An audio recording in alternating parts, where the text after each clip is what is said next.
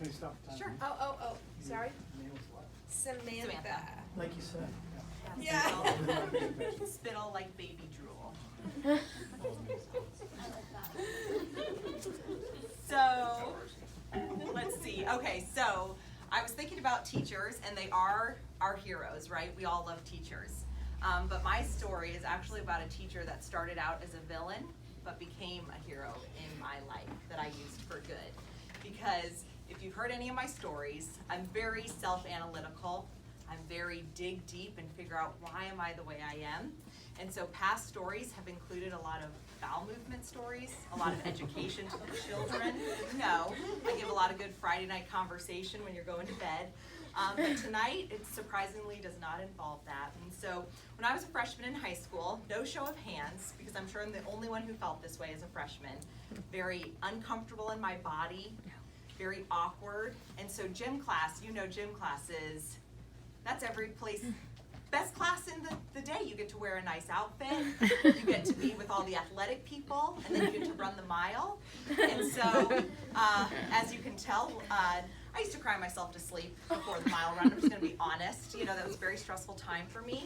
And so, had a hard time in gym class. And my gym teacher, should I say his name or not? Mr. Reagan. He was also the football coach. And so if a man deals with football players all day, you can kind of imagine how he probably deals with students, especially an insecure 14-year-old who's overweight and has a hard time running. And so picture this, you're running the mile run and you're in the back, and there's kids who are walking because they just, you know, they don't care and they're just gonna do it. And then there's people like me who just physically cannot do it. So I'm trailing behind, but trying my best. And so this is my gym class experience. So it comes to play baseball. Baseball season, you know, comes up. And so we play. And when it's my turn, I'm sitting there dreading, sweating, having to go up to bat. And so I finally get up, and I'm sure you guys know I'm just gonna like knock it out of the park and then go sit down. So I go up, and of course I just wanna, one, strike two, strike three, good, thank you, tried my best, and just go sit back on the bench. And so I do that, I go sit down, and Mr. Reagan's out there pitching, and he goes, no, come back. Let's do it until you hit it. You don't know what anxiety feels like. Just be put on the spot to do something that you're not good at. And so he pitches it. I couldn't do it the first 3 times. Miss, swing and a miss. I hear Christian out in the outfield. In high school, Christian, just to give you some background, actually wanted to be a professional comedian. And so he was working on his material back there, you know, about me.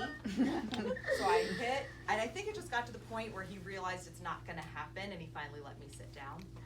So of course on the outside I'm like, but I go home and I'm dead inside. I'm crying to my mom. And my parents, one thing I love about them, one of the many things, is that they taught me how to deal with things on my own. And that people treat you the way you wanna be treated. So they said, well, you need to go talk to him about it. Because I was trying my best. I didn't want to strike out because I hated sports and I just didn't want to try. I had a real struggle with it, and they said, well, go talk to him. My dad's advice was actually, I'm very big on seeking advice to kind of figure out how things, and so my dad said, just let him know that his actions were those of an idiot, and that, you know, you don't want to be put in that position. I was like, all right, cool. Well, luckily, as I said, I seek advice, so I asked my mom. Mom, Dad said I should go tell Mr. Regan that his actions were those of an idiot, and, you know, by putting me on the spot like that, and it made me very uncomfortable. My mom, being the wise woman she also is, my dad gave me the confidence to address things directly and to stick up for how I wanted to be treated. And my mom taught me the diplomatic way to go about doing it. And so she said, you probably don't want to put him on the defensive right away. His intentions may not have been bad. So I went back to school the next day, still freaking out inside, but knowing that I did not want to feel that way. Because I knew it wasn't because I wanted to try, but I was really struggling with something inside. So the next day, I pulled him aside and I said, hey, I just want to let you know that I'm really struggling in this class. I'm at the back of the run when we're doing it, getting lapped by the top people, but I'm trying my best. And when I was playing baseball yesterday and you kept calling me to stay up, that made me feel really horrible. So I want to try my best, but I also don't want to feel really bad. And he apologized and actually said, you know, he had no idea and that he would work with me. And so for so long, this person who was my villain and I thought was against me, I realized that he really was for me. We just had to make sure we were on the same page.